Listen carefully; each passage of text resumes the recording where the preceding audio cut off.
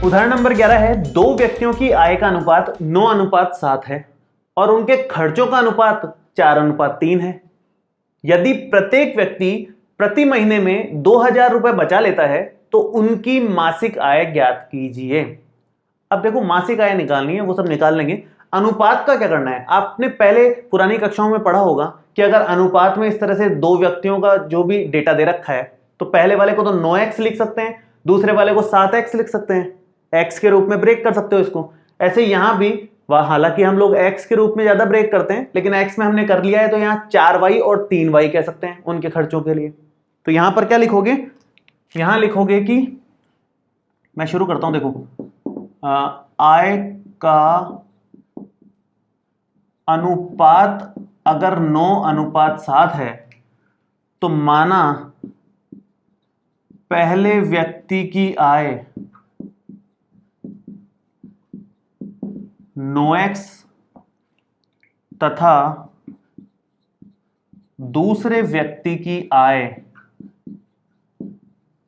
अनुपात हटाते हैं तो x लगा देते हैं, y लगा देते हैं या k लगा देते हैं, कुछ ना कुछ लगाते हैं हम लोग वेरिएबल, तो ये 7x हो गया। ठीक है, पहले व्यक्ति की आय 9x मान ली, दूसरे व्यक्ति की आय 7x मान ली। अब बात करेंगे उनके खर्चों के अनुपात की। अब लिखोगे आप कि खर्चों का क्या अनुपात है, खर्चों का अनुपात है 4:3। अगर खर्चों का अनुपात 4:3 है तो माना पहले व्यक्ति का खर्च कितना है, 4y रुपए, y में मान लेते हैं इसको क्योंकि x और y में बदलना है अपने को, तो वैसे भी इसको 3y, तथा दूसरे व्यक्ति का खर्च आएगा 3y। दोनों को x में मत ले लेना, किसी और वेरिएबल में लिए जाते हैं हमेशा, ये बात ध्यान रखना बस। ठीक है, अब हमने आय पता कर ली, खर्चा पता कर लिया, तो बचत भी पता हो जाएगी ना भाई। जितनी आय है उसमें से खर्चा खर्चा हटा दो तो बचत पता चल जाएगी। तो यहां पर उसने क्या बोला है कि प्रत्येक व्यक्ति प्रति महीने में 2000 रुपए बचा लेता है। तो भाई बचत का सूत्र क्या है देखा जाए तो, बचत का सूत्र है आय माइनस खर्चा, यही सूत्र है बचत का। इस सूत्र के हिसाब से पहले व्यक्ति के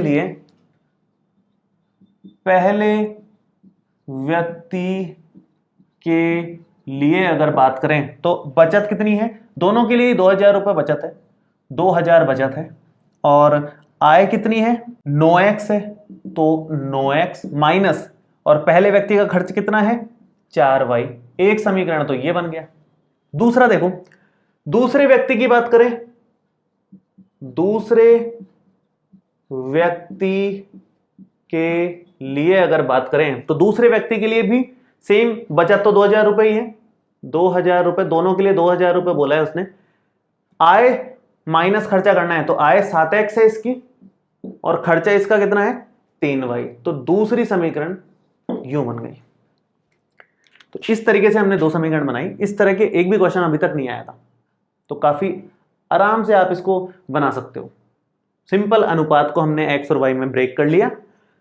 बचत का सूत्र, ये जाहिर सी बात है, मतलब इसमें कुछ याद रखने वाली बात नहीं है, समझदारी वाली बात है, तो बचत का ये सूत्र आएगा, उससे इक्वेशन बन गई। अब देखो आगे क्या करना है, इक्वेशन को मैं सिस्टमेटिकली लिख देता हूं जैसे हम लिखते हैं। तो 9x माइनस 4y बराबर 2000, एक तो ये समीकरण है, और एक 7x माइनस 3y बराबर 2000 दूसरी ये समीकरण है। अब इन दोनों समीकरणों को कैसे हल करें और x और y के मान निकालें। देखो यहां पर जोड़ोगे या घटाओगे कुछ नहीं मिलेगा, क्यों, ना तो यहां सेम दिख रहा है ना यहां सेम दिख रहा है, और ऐसा भी नहीं है कि समीकरण एक को किसी से गुणा कर दो तो भाई 9 को किससे गुणा करेंगे 7 बन जाए, नहीं होगा। 4 को किसी से भी गुणा करने पर 3 नहीं बनेगा, ना ही 7 को किसी से गुणा करने पर 9 बन सकता है, ना ही 3 को किसी से गुणा करने पर 4 बन सकता है। तो जैसे जब मिक्स आ जाए ना बहुत ज्यादा, जहां पर किसी को गुणा करने से समझ में ही नहीं आ रहा कि क्या किससे गुणा किया जाए, तो उस सिचुएशन में क्या करना है, उस सिचुएशन में आप देखो कि किसको हटाना चाहते हो आप। अगर आप x को हटाना चाहते हो तो ध्यान से सुनो, अगर आप x को हटाना चाहते हो तो इस 7 से इस इक्वेशन को गुणा करना पड़ेगा ऊपर वाले को, और साथ के साथ इस 9 से नीचे वाली समीकरण को गुना करना पड़ेगा। आपस में गुणा होता है, 9 से नीचे वाली समीकरण, 7 से ऊपर वाली समीकरण, गुणांकों से आपस में गुणा होते हैं। ऐसे ही अगर y हटाना है आपको तो इस 4 से इस समीकरण को गुणा करना पड़ेगा और साथ में इस 3 से इस समीकरण को गुणा करना पड़ेगा। ये है ट्रिक। अब भाई 9 और 7 से गुणा करने से तो अच्छा है 4 और 3 से करें, क्योंकि छोटी संख्याएं हैं, इसलिए हम 4 और 3 से गुणा करेंगे। ठीक है, तो y को हटाएंगे क्योंकि छोटी संख्याओं से गुणा होगा, आसान कैलकुलेशन होगी, आंसर जल्दी आ जाएगा। तो यहां पर समीकरण नंबर 1 ये है, 2 ये है, तो 1 को तो हम किससे गुणा करेंगे, उल्टा, इसके गुणांक से नहीं करना, इसके से करना है। तो समीकरण 1 को गुणा किया जाएगा 3 से, तो ये तो 3 से गुणा होगा पूरा का पूरा समीकरण, और समीकरण 2 को गुणा किया जाएगा 4 से, एवं समीकरण 2 गुणा 4, और फिर देखो क्या बनता है, 3 से गुणा किया तो 9 तिया 27। बहुत ही बढ़िया क्वेश्चन है। इस क्वेश्चन के बाद फिर कोई क्वेश्चन नहीं बचता जिसमें आपको प्रॉब्लम आए। सबसे हार्ड बनेंगे तो इस तरह के बनेंगे जिसमें 2 बार गुणा करना पड़ेगा। ठीक है, अब ये बन गया 9 तिया 27x और 4 तिया 12y बराबर में 2000 को 3 से करोगे तो 6000 ही आ गया। सेम नीचे वाले से करो, 7 चौक 28x, 3 चौक 12 और बराबर में 4 दूना 8000। समीकरण नंबर 3 इसको ले लो और 4 इसको ले लो। अब ये दोनों सेम बन गए हैं, दोनों ही माइनस में है, तो जोड़ने पर तो ये -12 और -12 मिलके 24 हो जाएंगे माइनस के, तो जोड़ने से तो फायदा है नहीं, घटा दो इनको। जब सेम साइन होते हैं तो घटाते हैं, अपोजिट साइन हो तो जोड़ते हैं। ठीक है, सेम साइन में घटाना ही है आपको।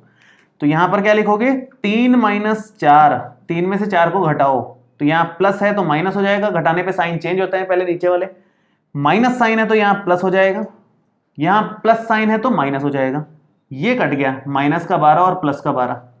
ठीक है, प्लस 27 माइनस 28 तो माइनस का 1x बचेगा, माइनस का 1 बच गया, और बराबर में प्लस का तो 6000 और माइनस का 8000, माइनस की संख्या बड़ी है तो माइनस का 2000 यहां से बचा। अब माइनस से माइनस तो पहले काट लो, तो x का मान कितना आ गया यहां से, x बराबर आ गया हमारे पास 2000 रुपए, रुपए नहीं है सॉरी अनुपात है, तो x का मान अगर 2000 आ गया तो पहले व्यक्ति की आय भी आ जाएगी और दूसरे व्यक्ति की आय भी आ जाएगी। हमें सिर्फ मासिक आय निकालने को बोला था, खर्चों की बात नहीं की है। खर्चों के लिए y के मान की जरूरत है, इसलिए हम y नहीं निकाल रहे हैं। अगर खर्चा निकालने को बोला होता तो हम y भी निकालते। फिलहाल x से हमारा काम चल रहा है तो हम केवल x के हिसाब से यहां लिख देते हैं कि पहले व्यक्ति की आय कितनी हो जाएगी, यहां लिख रहा हूं मैं, पहले व्यक्ति की आय यहां पर आएगी 9x। 9x का मतलब हो गया 9 गुणा 2000, जिसका मतलब है 18000 रुपए। ये तो पहले व्यक्ति की आय आ गई। दूसरे व्यक्ति की आय की बात करें तो दूसरे व्यक्ति की आय हमारे पास आएगी 7x। 7x का मतलब है 7 गुणा 2000, जिसका मतलब है 14000 रुपए। तो ये हमने आय निकाल ली। अगर आपको खर्चा निकालने को बोले तो y निकाल लेना, x का मान किसी भी एक समीकरण में रख करके y आ जाएगा, तो यहां पर y का मान रखने पर खर्चा भी आ जाएगा। फिलहाल नहीं पूछा है तो काम चल रहा है। ठीक है, तो इस तरीके से सॉल्व कर सकते हैं। काफी अच्छा क्वेश्चन था ये भी, इस तरह का और क्वेश्चन नहीं आया इससे पहले।